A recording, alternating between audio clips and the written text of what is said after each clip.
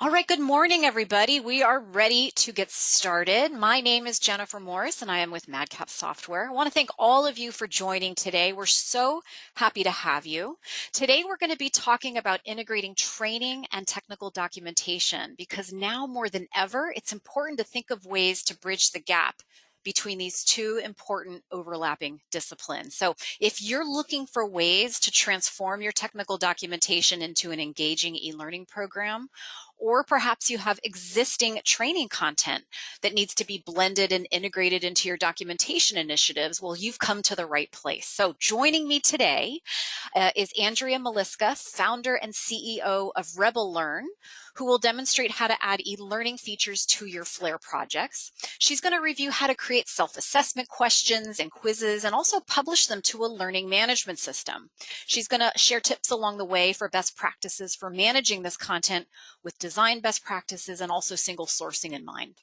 In addition, Scott DeLoach, founder and CEO of ClickStart, will demonstrate how to integrate existing learning and development materials into Flare projects. So Scott's going to walk through repurposing existing training materials, collaborating across departments, and also talking about ways of embedding this learning content into your Flare generated output. So at the end of this webinar, we hope you'll be inspired to start bridging the gap between training and technical documentation and provide a complete learning solution for your users. So welcome again, Scott and Andrea. Thank you so much for being here with us today. And now before we begin, we have a lot to cover, but do two quick items of business that I always like to review before we jump in. Is that this webinar will be recorded. So don't worry too much about taking too many fast and furious notes, because we'll be sending the deck that both presenters have and all of the assets that they're able to share. We'll be sending that as a follow-up along with the recording to everybody that's attended. Also, there is a question panel in the GoToWebinar console there that you see. So I encourage you to use this as a place to ask questions of the presenters as we go.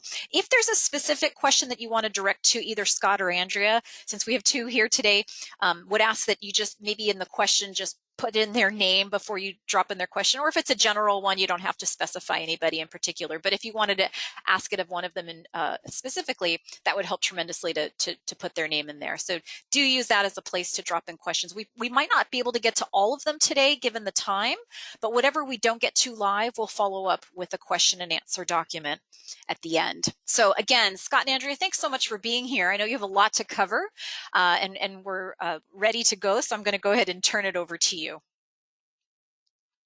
Great, thanks, Jen. I'll just close this. All right, so as Jen mentioned, I'm going to kind of talk about logistics, and then Andrea will cover all the cool things you can create in Flare. So specifically, I'm going to focus on how to import. Maybe you want to migrate content to Flare, how to get it into Flare.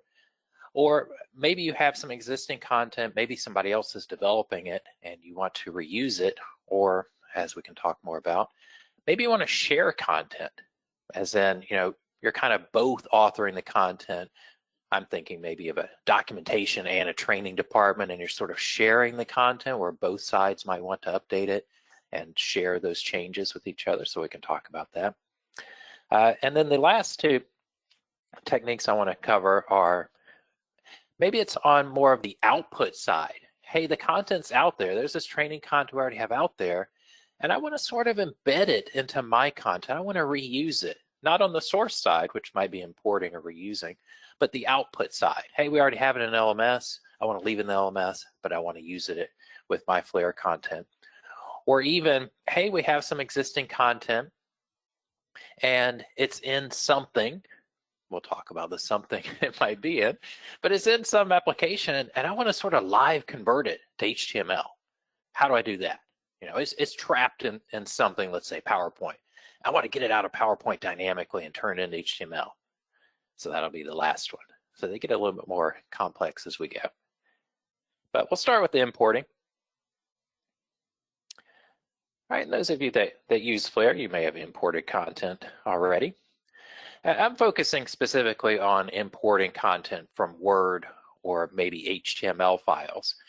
And there are certainly other types of content you can import into Flare, but I'm focusing on these two partly because if it's training material, most likely it might be in Word, or maybe it is HTML based, and you want to just sort of, hey, I'm using this other tool. I want to stop using that tool. I want to get out of that tool, get my content into Flare, and from then on, I'm going to use Flare. So the other reason you want to think about these two and focus on them is, who knows what your content is in? So really, if whatever it's in, doesn't matter, can you get it out of that as a Word document, or can you get it out of that, whatever it is, as HTML? If you can, that's step one. Get it out of what it's in as a Word document, or several Word documents if you want, or HTML files, and then we bring those into Flare. Now, just to kind of touch on it, yes, sure, you can import data files, you can import FrameMaker, you can import Markdown, but most likely it's going to come through one of these two paths. And if it is Markdown, FrameMaker, Word, HTML, or possibly Excel, the process is still the same. Now, if you haven't done this before and you're wondering, well, how do I do that? What is this process? All right, I can boil it down to 3 steps. In Flare, you create something called an import file. If it's coming from Word, you're going to make something called an MS Word import file. If it's an HTML file, you make an HTML import file. It's just file new, and you make the import file. Then you set up the options.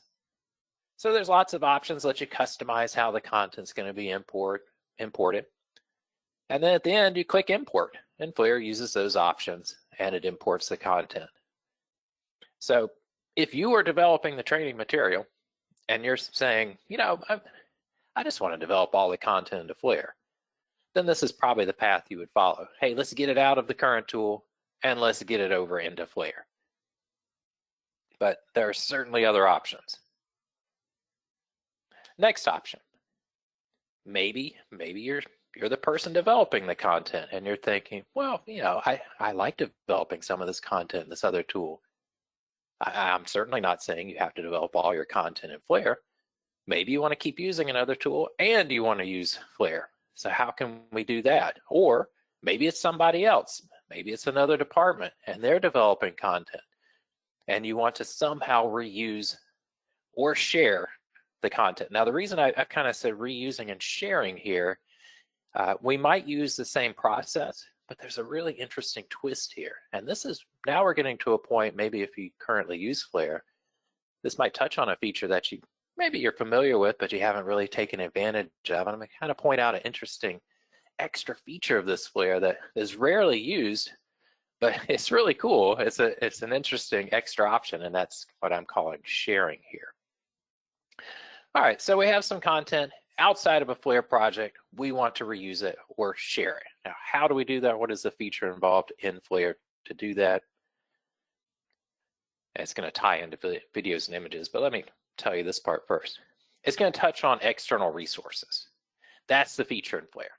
So talking in Flare terms, I'm going to bring in this file or these files as external resources and add them to my project. It basically makes a copy of the file and puts it in your project. But the extra plus of it doing it this way, rather than you just go in the file and making a copy of it, put it in there yourself, if you actually add it as an external resource, then Flare can remember where you found it. And when you want to, you can re-import it. And MadCap calls that synchronizing. So you can synchronize it. That's the big plus here.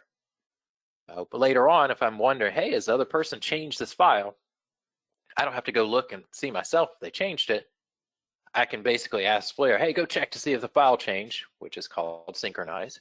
And if it has, shows up in a little list, I click a button and it re-imports it much faster than I can do any of that. Flare is really fast at it. Even if one file is fast, but what if you've got a whole bunch of files, then it's really, really fast. And it's just taking something off your plate that you don't have to do. Now, going back, this ties in most often with videos and images.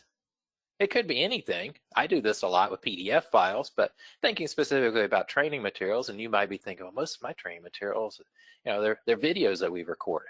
Great, okay. Keep making the videos however you want to make them. Use whatever tool you want to use. We could bring them in and use them in a Flare project. Your Flare project might be documentation, it might be some training, whatever it is. You could bring in those videos or images, use them in your project.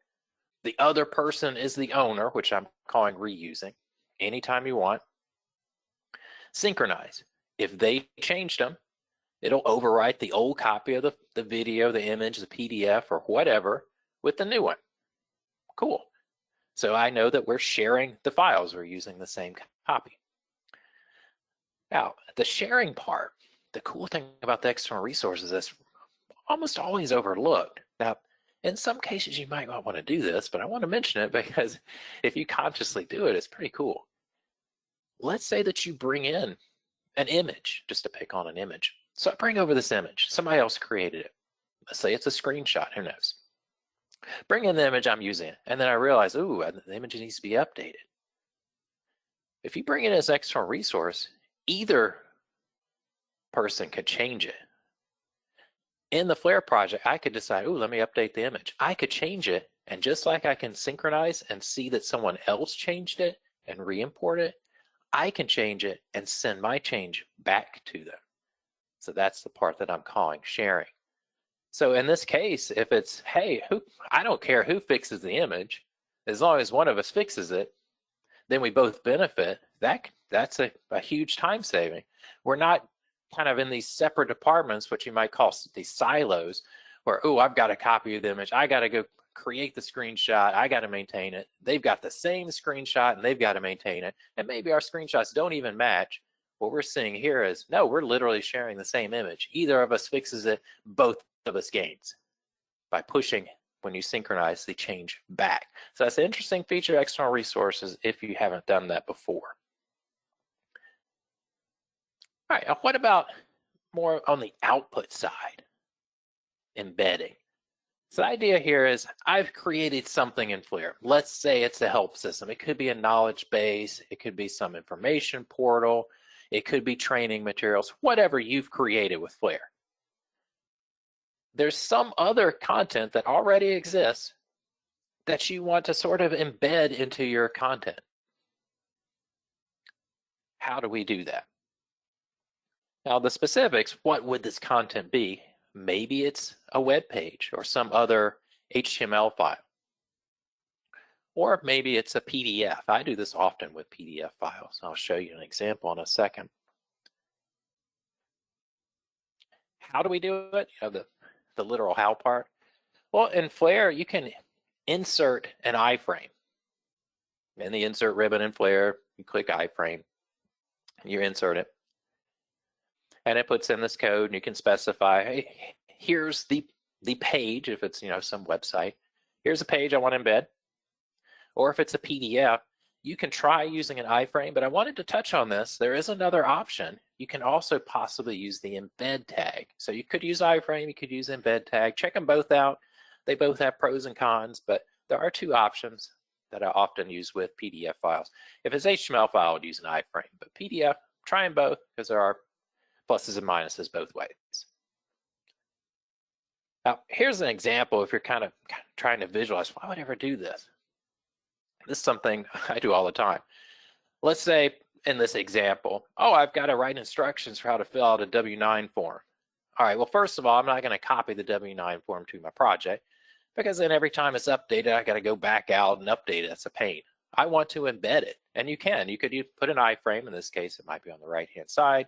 That literally live pulls and opens the current W-9 form that the government might have created.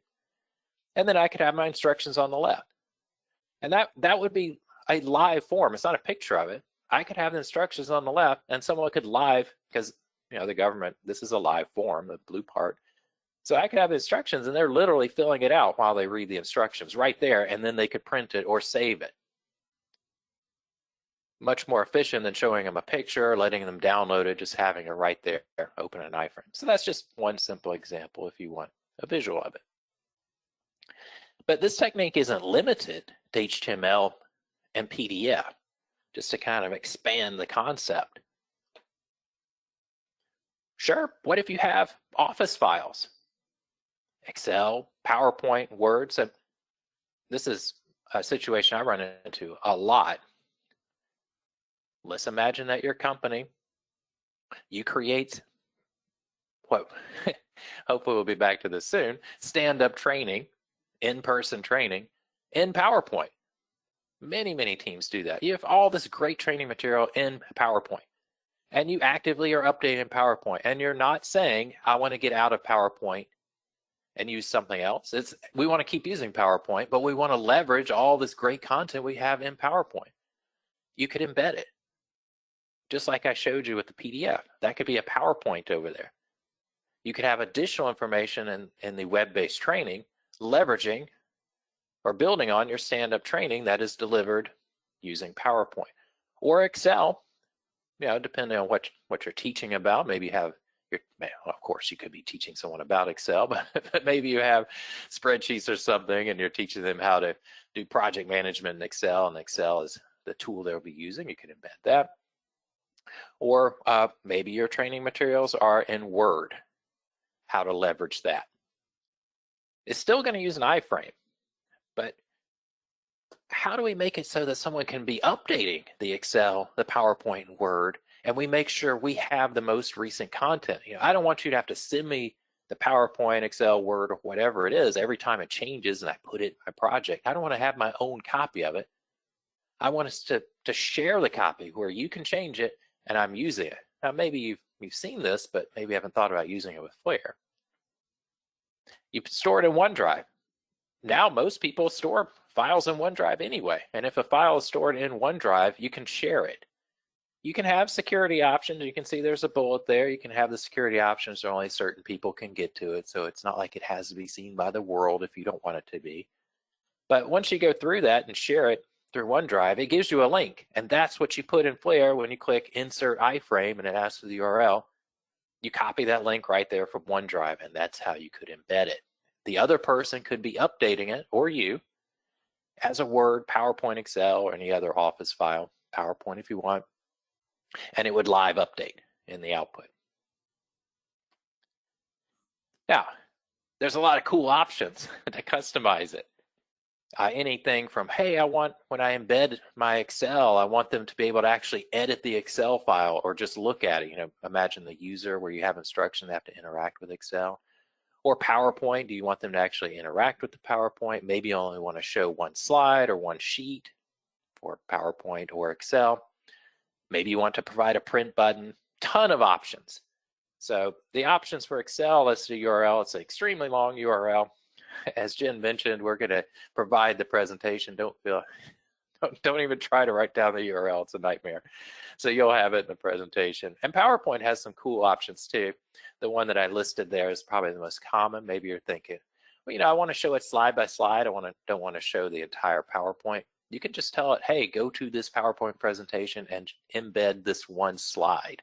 Or you can embed the whole thing. It's up to you. So that's a quick example of how to include just one slide. So I wanted to touch on those examples. But again, maybe you're thinking, my material is not HTML, it's not PDF, it's not Excel, it's not Word, it's not PowerPoint. What about me? Okay, well, if it's none of those things, I'm going to guess that you might be using Google. So we will touch on that. But before we do that, if you need another picture, what are you talking about? Here's an example, just a simple example. Maybe you want to show a PowerPoint slide and have some additional information that builds on the PowerPoint slide, where the PowerPoint slide in this case is embedded, where live, someone else or you could update the PowerPoint slide, and as soon as they save it, it would be updated, embedded in your output. All right, so Google, same basic process, still using an iframe. Google's products are called Docs, Sheets, and Slides. That's their version of Word, Excel, PowerPoint, if you happen to use those. Same thing. I don't know who did it first, but surprisingly, they both have almost the exact same steps to get that URL. So in Google, you go out, you click share, you copy the link, and in Flare, you embed the iframe. Just like with Office, there's a ton of options to customize the embedded part that's in the iframe when it's coming from a Google product. Google by default, just like Microsoft, will include their branding. It's not easy to find a lot of these options. That's why I tracked them down for you. It's kind of annoying when it says, you know, the Google logo's on and you think, that doesn't look professional. I don't want that in there. You can take it out. So I told you how to do that in there. Read only would mean they can't edit it. Just like in PowerPoint with Google Slides, you can open to a specific slide if you want, or maybe a range of slides.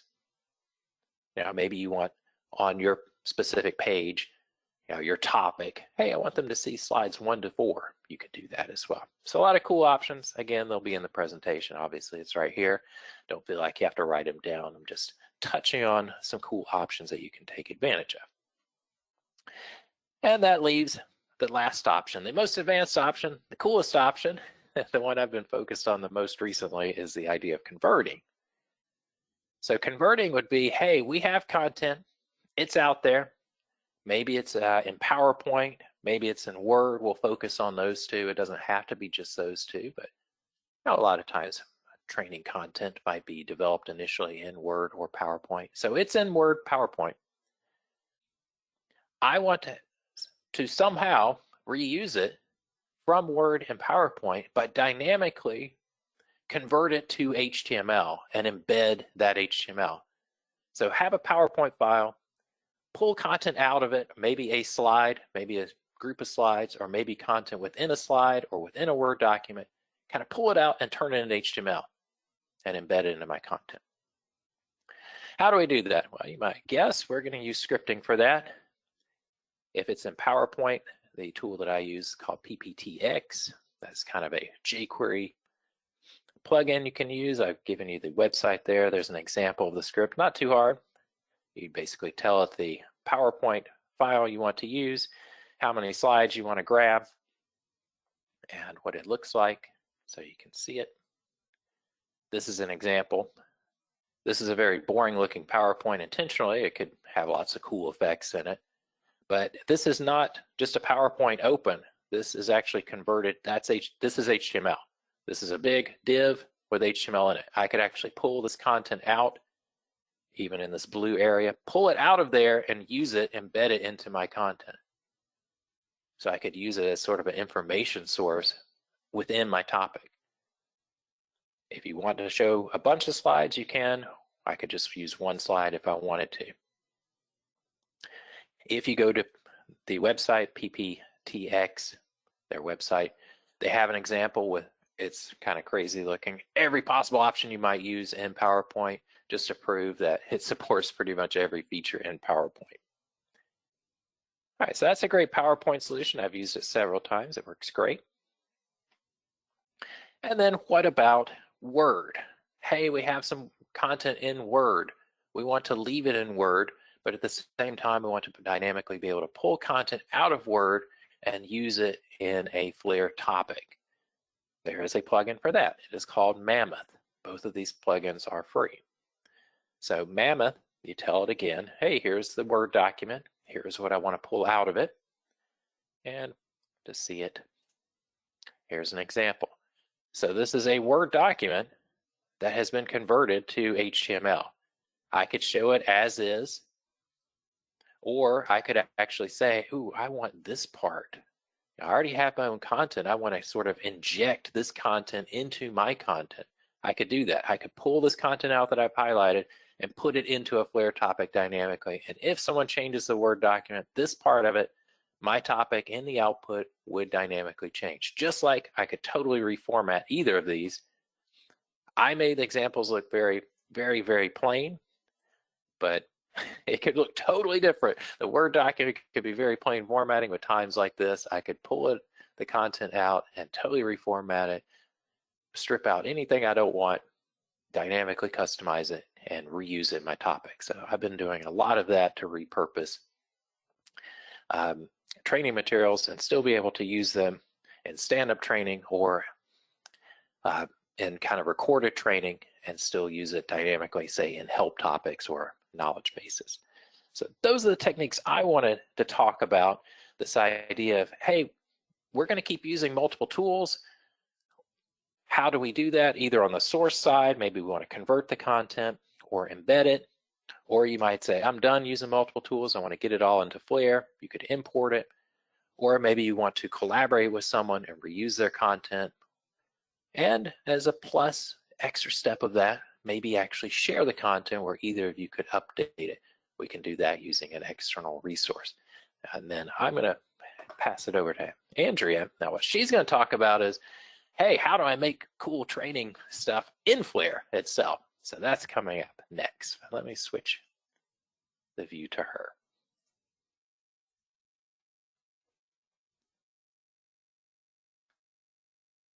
Awesome. Thank you so much, Scott. That was great. Great. I'm so excited to kind of move into Flare and talk through the e-learning side of things. So obviously, Scott just showed how do you get content into Flare from different places. What I'm going to go ahead and start covering is we're going to look at elements of a learning program. So I'm going to go through what I see as and kind of the elements that I typically architect my training on. There's a ton out there. If you go out and look in the e-learning world for architecture or how to architect e-learning or any of that stuff, you'll find all sorts of different approaches. So I'm going to go through the one that I like the most and that I typically use the most. I'm also going to talk about learning methodology. Again, tons of different methodologies out there. My basic thing here is just choose one to use as you kind of start building out e-learning. Then we're going to look at some design in Flare, so looking at how we can put some of these e-learning elements into your Flare projects. And then we're going to look at an output in the LMS. So I have created an output, put it into an LMS. We're going to see what it looks like when it is in an LMS, when a user, when a learner is interacting with it. Awesome. So we are going to take a look first at the elements of a learning program. Again, this is what I use, and I find I always come back to this piece. It's used a lot in education, higher education. I use it a ton in building out content for organizations and different corporations when I'm doing programs. And it's pretty simple. It's a simple approach to e-learning design. And I would say this works really well for e-learning. It also works for, ILT, for instructor-led training as well. And it works very nicely with micro content. So I usually build out my content in micro pieces, but it is the tell me, show me, let me approach. And we're going to just talk quickly about this piece, but I always keep this in mind as I'm building out content. So we're going to talk through first the tell me. So these are your concepts. So keep in mind that this is where the bulk of what you're going to be creating is going to be in that concept piece. The majority of what your content is going to be is concepts.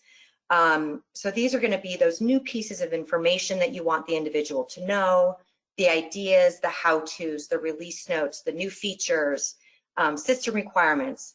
These are the backbone of your learning program. So again, that concepts. A lot of times you're going to find technical documentation if you're taking that and turning that into e-learning. Those are your concepts. So you can very easily take technical documentation and build lots of pieces around it to build it into an e-learning program. So this is where we're going to start out. Next, you have the show me. So these are the visuals. In this step, we are showing them what the concept in the tell me piece looks like in action. So this could be a step or series of steps in software application, a soft skill in action, in like a scenario, a new feature being demonstrated, a visual of a process and its impact, a real world example of a policy being followed or not followed. So this is really where the learner gets to see how that concept that you just showed them is really working in the real world. And then the next one is the let me. So this is the application phase. This is the step where we're giving that learner the ability to apply the concept that you just showed them in the visual part. So this can be in the form of a quiz, an interactive scenario, a lab environment, role plays with a coworker or classmate, especially if you're doing creating instructor-led training, on-the-job activities. This list is pretty endless as far as, whatever you can create and figure out how to allow your learners how to apply these concepts, do it. I think the more creative you are, the more fun that the training becomes. So this is the step where the learner really cements these concepts and where the real learning takes place. And I'll tell you that in most programs that I see built out, this is the step that is typically skipped. A lot of times people end with the concept and maybe the visual, but that application phase is typically skipped. And this is really where that learning takes place. So making space for application is very important when you're kind of looking at building out e-learning.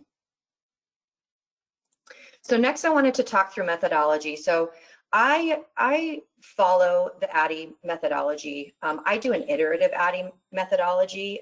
Also, I will use SAM sometimes as well, depending on my client and kind of how they want me to build out the content and how quickly. So I don't take just the typical ADDIE approach. And I want to kind of briefly just touch on this. So ADDIE it stands for analysis, design, development, implement, and evaluate. Those are the different steps in the process. This is the methodology I typically take when I'm approaching building out a big learning program, a small learning program, a course, whatever it might be. The one thing I don't do is I do not leave evaluation until the very end. So I iterate at the red circles. I iterate after analysis, I get feedback. I iterate at design and get feedback. I iterate at develop and get feedback. So I find that this iterative approach allows me to really hone in on the why and the WIFM, the what's in it for me of my audience much quicker than if I were to leave it to the very end. And if you've ever built a learning program before, you know that if you leave that evaluation till the end and you've kind of missed the mark on your audience, going back and redoing the entire thing is costly, it's time consuming. So I like to iterate along the way to make sure that I get to that end piece quicker and that I can go live quicker to my audience. I think my biggest point here is I'm not telling you to use iterative ADDIE or SAM, but I'm saying find a methodology when you do approach building out e-learning that works for you. Don't just kind of go and just start doing stuff. I mean, look at it and take some analysis and figure out what works for you, your company, the kind of the content that you're building, but do something that is scalable and that you can kind of have a repeatable approach to as far as the methodology goes. Again, in the e-learning world, in the learning and development world, there are tons of different methodologies out there. There are lots of different, things that people are talking about right now and debates on what's the best way. And for me, the best way is what works for you and what gets you to that end goal the quickest. So make sure that you're kind of taking some type of a methodology and doing your research on that, along with kind of how are you going to architect with those elements and those pieces. Next, before we jump into, and I'm going to dive a bit deeper into each one of the pieces of the ADDIE model, and we'll kind of take a look in Flare. But I wanted to first kind of go through the Flare e-learning capabilities. So this is somewhat new in Flare in the summer, the newest release. There are some e-learning capabilities that have been built in to the product itself. And so some fun, cool things that you can actually start to build in now to your Flare projects to build out courses, which is awesome. So first we have the ability to create interactive courses with multiple choice and multiple response questions. We have the feedback piece, so you can add in instant feedback on the knowledge check questions for correct and incorrect answers, which is really great. That's a nice way to show your learners and continually make sure that they're learning and understanding where they went wrong and where they're going correct and going right. You can create a gradable quiz, test, assessment using an HTML5 output. You can customize the pass-fail test result pages, which is awesome. And then the last piece, this is huge in the e-learning world, especially if you're using a learning management system, is we can actually output in Scorm files. So ability to track courses within an external LMS.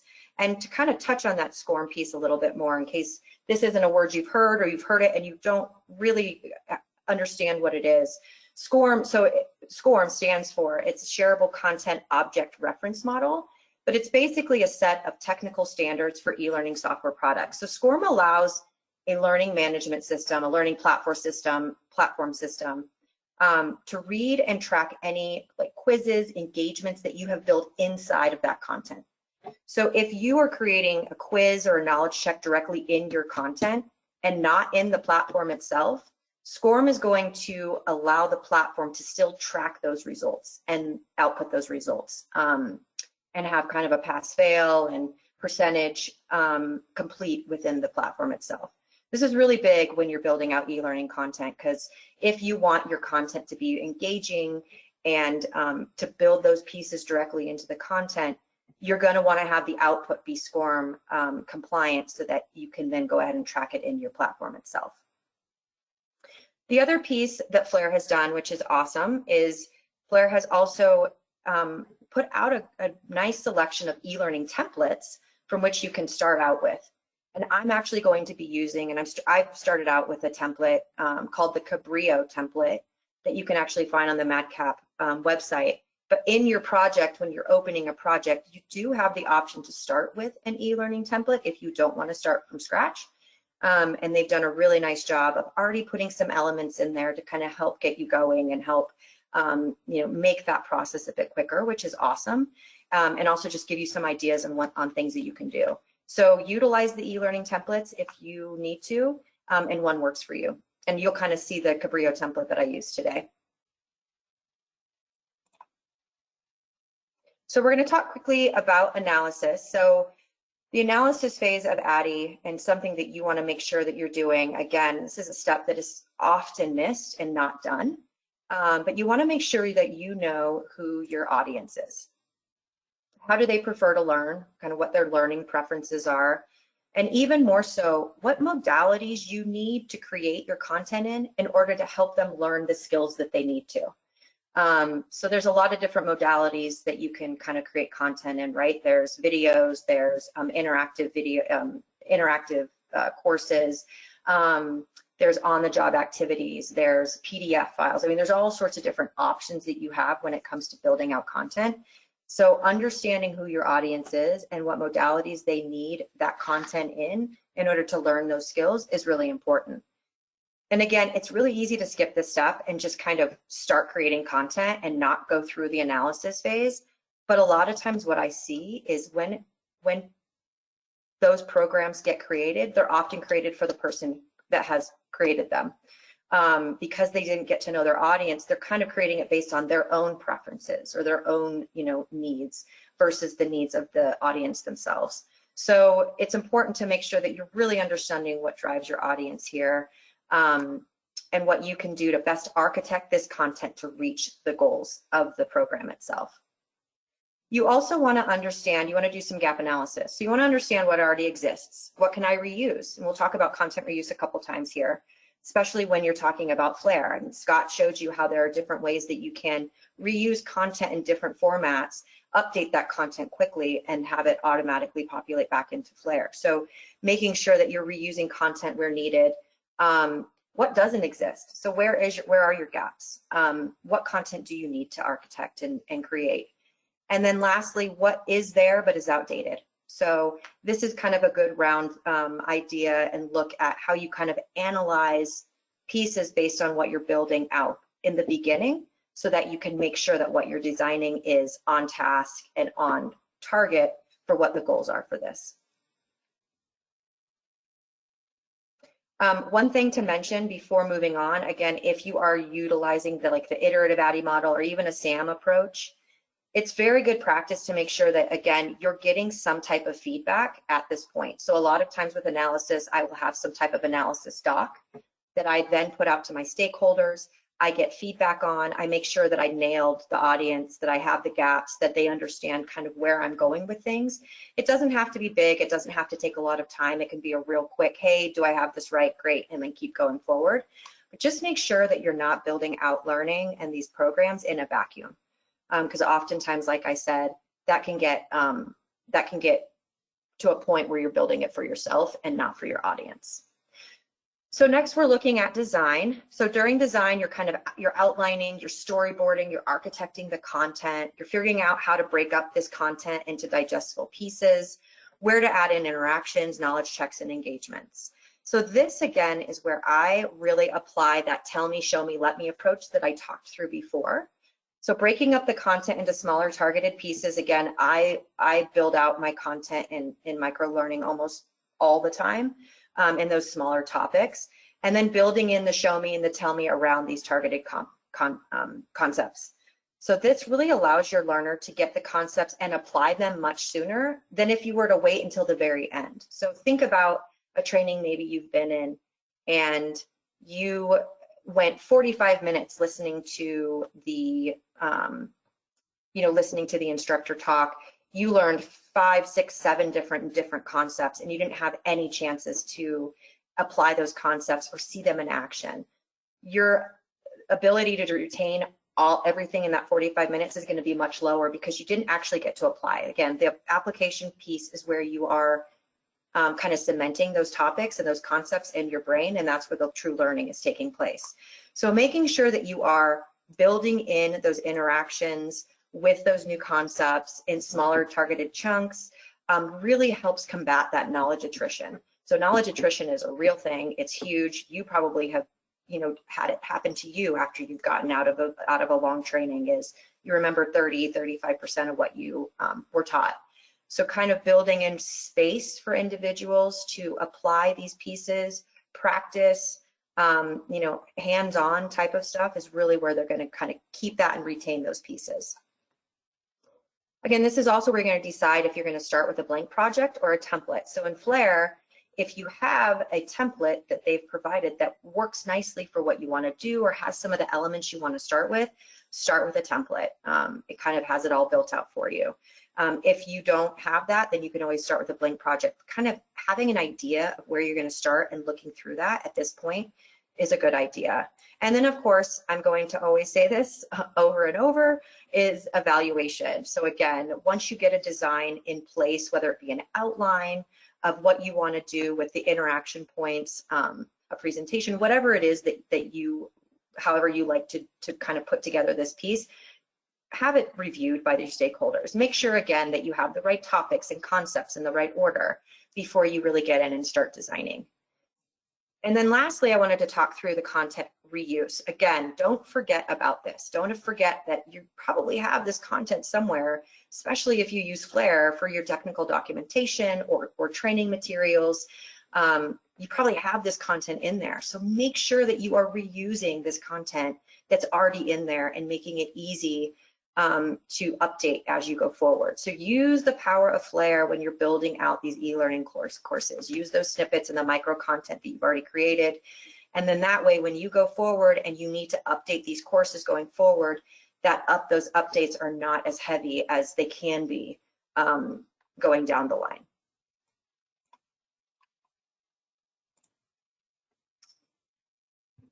So before we get into looking at some implementation, we are going to talk through develop. So this is the D part of ADDIE. A lot of times design and development kind of intersect with each other. So I know a lot of instructional designers, and I'm one of them sometimes, that will design a type of like skeleton or prototype to put out that kind of proof of concept to the stakeholders before they start to develop it. And I think this is actually a really cool way to, you know, to put something out there and to give your stakeholders an idea of what the final is going to look like, and make sure that you have the architecture down and the structure down. But just a suggestion not to go too far down that road without evaluating and have some type of evaluation first.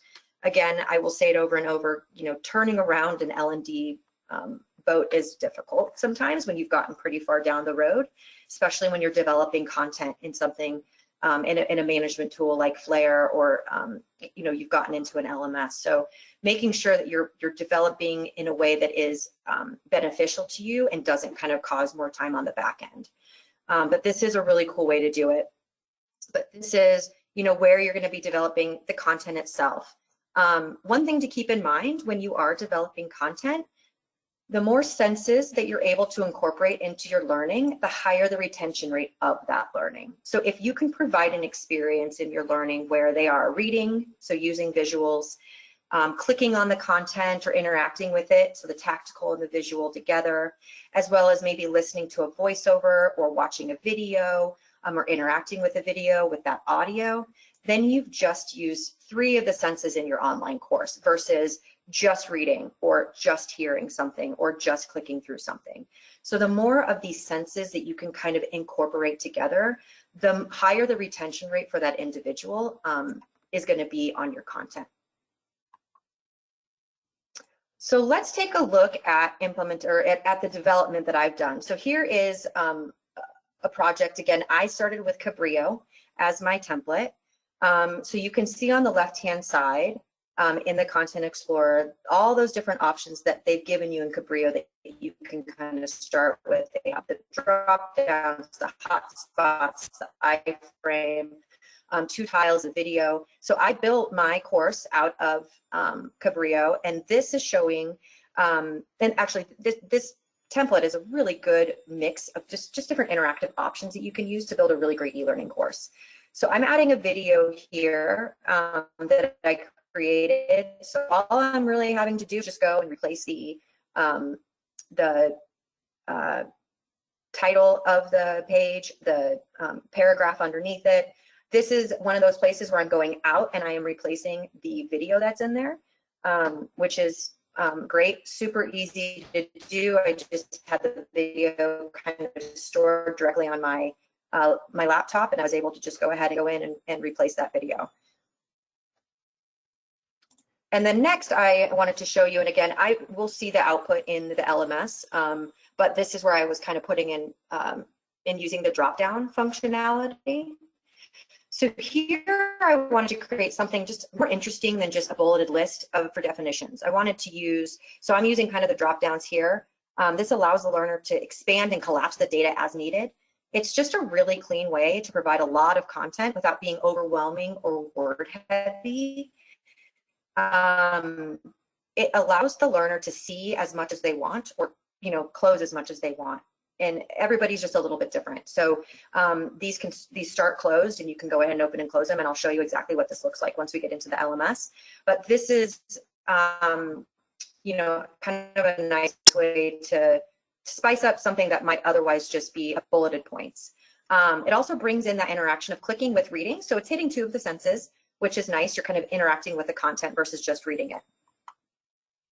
So now I'm going to move over into the LMS. And we are going to just take a look at, let me pull this, just a sec here. I'm going to pull over the LMS. Okay, so this is an LMS I've built out for a client. It was just a demo LMS. We're going to go into my courses, and I have 2 projects in here I want to show you guys. The first one is the training that I showed around HIPAA training. Again, so I brought this piece in. I had a Scorm output, brought it into the system, and hopefully my computer doesn't go too slow because I'm running this with the. So here is the landing page, kind of my welcome to HIPAA. I can start the course. I have my intro piece here. You can see as we advance along, we show how far we are into the course. This is the video that I added. So this video is automatically embedded and plays upon getting on to this piece, which is great. You can put anything up here. I changed out the colors. I did this very quickly with this template, and was able to make it look really nice, really quick. This is just an image, obviously, with some more content, another image. Here's a check on learning. So this is one that I built out. Again, we had talked about the ability to provide feedback based on the answer that they got. So I know which one is false. So you can put anything you want here. You can put in whatever you want as feedback here. So for my correct one, I changed it out. I let them know, yep, this is why this is correct. You can also do the same. No, this isn't right, and here's why it's not right. So you can go ahead and put anything you want in that piece. So here's the drop-down area. Again, you can put any content in these pieces as you want. I just kind of kept it to text, but this allows them to go through and take a look at these pieces and expand and collapse as needed. Here's another knowledge check. And this is a multiple choice one, which is great. So I can have multiple, I know this is correct. Below, I didn't fill this one out, but you can also have an image set here with a question that goes with it, which is great. And again, this feedback, you can make whatever you want. And then here's something I actually embedded into this iframe, a website that had more information on HIPAA that I wanted my learners to have a part of. So this is coming from outside. Again, I can go ahead and change this out, but this is just a website that that they had. So that's the end of that one. I'm also going to take you in. There's another couple elements that I wanted to show you that I didn't have in my course that are in the all about Austin course. So this is another template that's available. It's a great template in Flare that has a lot of the same pieces to it. But again, you can see how nice it looks in the LMS and how easy it is to navigate through. We have multiple tiles here with some information. Another check on learning. And then this is a really cool piece that I love, is this interactive map. So you can kind of have an image and then you can put other content on top of it. So this is a really cool way to provide learning outside of just, again, a bulleted list or you know, something else that isn't as interactive. So this can be an image. I've used this as images that people can kind of click on different pieces of the image and learn more about what's in there. So I use interactive maps a lot in trainings that I build because I just find a lot of people really like to use them. So, but yeah, this is the Austin one. Here's another expand kind of drop down. It looks a little bit different. So there's a lot of stuff that you can do within Flare in the learning piece. That's really cool. And then once you kind of get back into the LMS, and if I were to finish this, you'll see again with that Scorm that this would be at 100%. So once I finish this and I have that test finish and I quiz out of it and I pass it, this goes to 100%. And that's the Scorm piece that this package was kind of output into Scorm that allows this to track kind of percentage through. So that is the LMS part of things. And the last thing I kind of wanted to put out there, so that was the LMS, is the one piece that's left after implementation. So we kind of looked at implementation, kind of getting it into your system, putting it out there, testing it, is evaluation. So don't forget about evaluation. This is one of the biggest pieces that a lot of individuals and companies will forget to do is evaluation. And this is where a lot of your strength comes from, is understanding what is working, what isn't working, where there's gaps, what's outdated, all of those pieces. So I go through evaluation a lot until I get a course to a place where it kind of sits for a little bit. And it takes a long time to get there. But this may or may not be something that is, you know, kind of on your plate. But if it is, you know, make sure you do it. If it's not, you know, I would just suggest that you kind of have it as part of your process. Again, that methodology that you follow so that you're maintaining and making sure that your learning isn't becoming stagnant in the process. This is, you know, again, you're wanting to make sure your learning and programs is successful and valuable to your learners. Evaluation is where that's going to come in. I always do a pilot. I think I said a pilot program before I launch out live. That's where I get a ton of evaluation. And we make a lot of changes and iterations before we go out live to our learners in that piece. So that is it for me. So over to you, Jen. Wonderful. Thanks, everybody. We have some questions that have been coming in. I've been trying to answer some behind the scenes, but just as a reminder for everybody, we're going to do our best to get to some questions here in the last few minutes. Through November 30th, I just want to make everybody aware of a promotion that we have at MadCap Software, where if you purchase MadCap Flare, you can get MadCap Central for $99 per month for per author. So it's a nice savings. Of course, that purchase includes in that subscription platinum level maintenance, direct access to the customer success team at no charge to help with onboarding and training on how to use the products, and of course, our free introductory training, which we offer a couple times monthly. So this will, again, you'll get these assets and you'll be able to view this on our website, of course, but please contact us if you have any questions about these great promotions running through the end of the month. So with that, we are going to turn our attention again. We have some fantastic questions coming in. I'm going to do my best to get to some here. We'll certainly follow up with a question and answer document, so not to worry.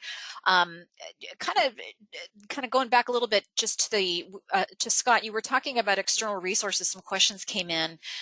Can you connect, when we're talking about connecting to an external resources, can it be a cloud-based external resources? The one that was thrown out was Microsoft Teams, but can it be a cloud-based external resource if we want to connect to that? Yeah, that's a great question. The biggest help with that is if in Windows, if you can map a drive to wherever it is, then most likely you can bring it in as an external resource. If you can't, then most likely Flare can't find it. So if you can't do that, you could still use some of the other options like the embedding option or the converting option rather than the external resources, which I was calling reusing sharing option. Okay.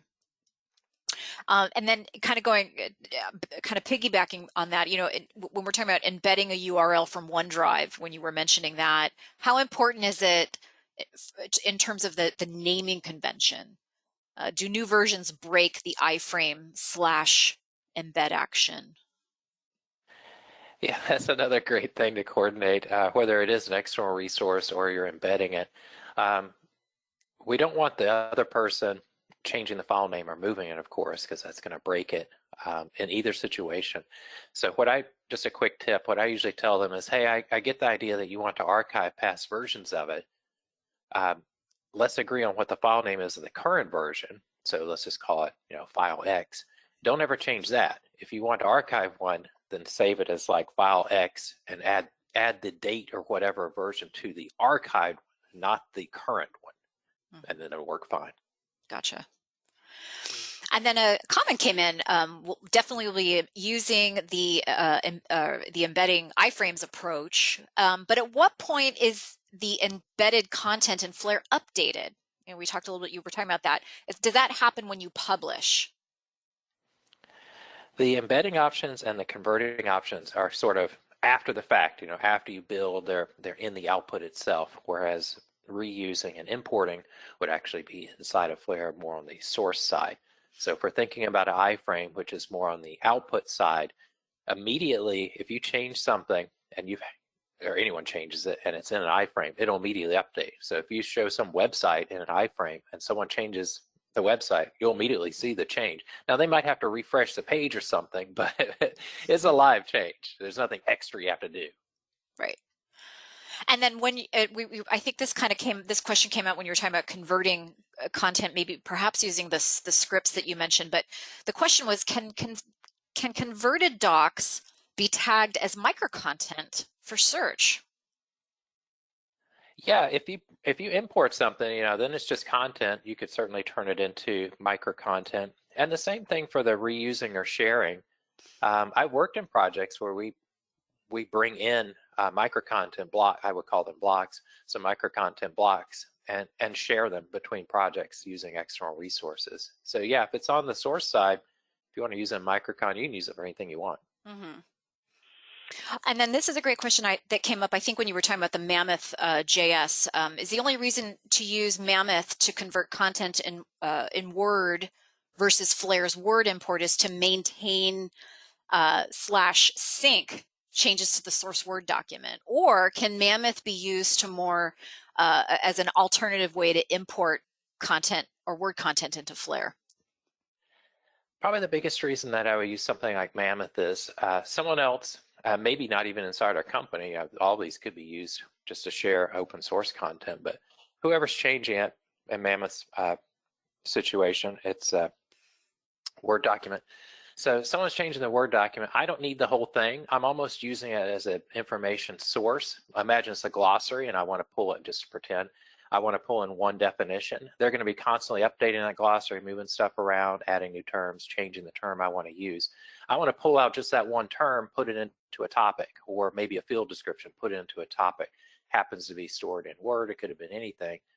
If I said I want the whole thing, I'd probably import it or use an external resource, have it on the source side. But this is sort of dynamic. They're going to change it all the time. I want to live pull from it, as you could think of it as a database, Word being a database. Gotcha. Here's a great question regarding reuse and perhaps external resources. Can we incorporate those concepts into our API snippet editor usage instead of getting a copy of some code, perhaps point it to an external system and dynamically incorporate those changes? Could that be a use case? Sure, absolutely. You see a lot of people, that's how they use the markdown option. So something I didn't mention, I'll give it to you on both sides. If you wanted to bring in a markdown file, you could import it, but then you'd have to maintain it in Flare. But I think more what you're thinking is, imagine there's this content, maybe Markdown or whatever, but I see people doing this Markdown, and it's live updated. Just like we have Mammoth and other tools to bring in files, there are ways to pull in Markdown, dynamically convert it, and also reformat it and repurpose it into a topic. So yes, it might be a Markdown solution, but same concept with a different type of file. Absolutely. Gotcha. Okay, I'm looking at the time. I think we have time for perhaps one more. Not to worry, everybody. We will be following up with a question and answer document. Let's see, where I just flagged it and I just lost it. So talking about Scorm content, I know that was thrown out there as a term, but with Scorm content, does this allow us to receive, and so Scorm plus an LMS, of course, so does this allow us to receive the results of those knowledge checks or completion of the course? Yes, it's both. So it kind of depends on how you have those knowledge checks in the content itself set up. So if you have to have a 80% or a 70% in order to pass the course and have it mark as complete, then yes, that's kind of what it's reading, and it'll mark complete based on the results of the knowledge check. If you don't have that set, then it won't matter. It basically will just kind of set your completion of the course to when you finish the course, if that makes sense. So it kind of depends on how you have completion defined on that course and what you need in order to pass the course. So if you want to have it, you won't be able to see the results kind of in an output of the knowledge checks within the course itself. If you want to be able to do that and kind of report on that, then you want to kind of build those into the LMS itself. But yeah, if you want to set completion at a certain percentage, then that's when it'll show in the LMS itself. Did that make sense? Yes. Okay, perfect. Great. Well, we're at our time, and I just want to thank you both, Andrea and Scott. This was so informative, and again, everybody, I know this was a lot of great information, so we're going to be following up with an email to everybody once this is all rendered. So I apologies that we didn't get to all of the fantastic questions, but we will be sending out a question and answer document. So again, thanks, Scott and Andrea, for your presentation today. Thanks for the audience for joining us and for your engagement. We hope you found this helpful, and we definitely hope to see you on another webinar soon. So thanks, everybody, and have a fantastic rest of the day. Thank you so much. Thanks, everyone. Thanks. Bye.